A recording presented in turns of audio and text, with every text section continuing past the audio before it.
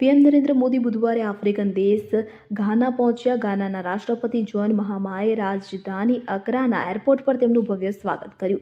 PM મોદીને 21 તોપોની સલામી સાથે ગાર્ડ ઓફ ઓનર આપવામાં આવ્યું. આ પછી મોદી હોટલ પહોંચ્યા કે જ્યાં ભારતીય સમુદાયના લોકોએ તેમનું સ્વાગત કર્યું.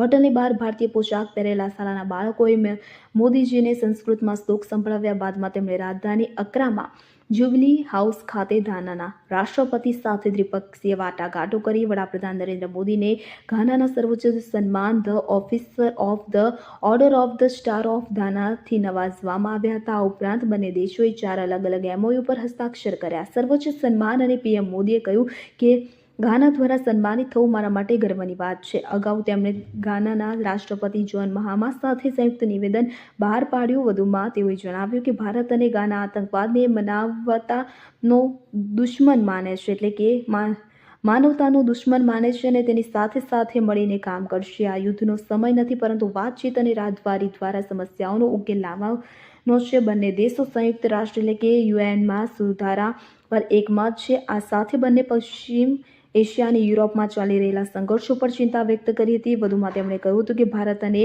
ઘાના વચ્ચેનો વેપાર 25,000 કરોડ રૂપિયાને વટાવી ગયો છે અને આગામી 5 વર્ષમાં તેને બમણો કરવાનો લક્ષ્યાંક છે. તેમણે વધુમાં ઘાનાના રાષ્ટ્રપતિ જોન મહામાને ભારતની મુલાકાત લેવા માટે આમંત્રણ આપ્યું હતું. બ્યુરો રિપોર્ટ, કલમ શક્તિ ન્યૂઝ.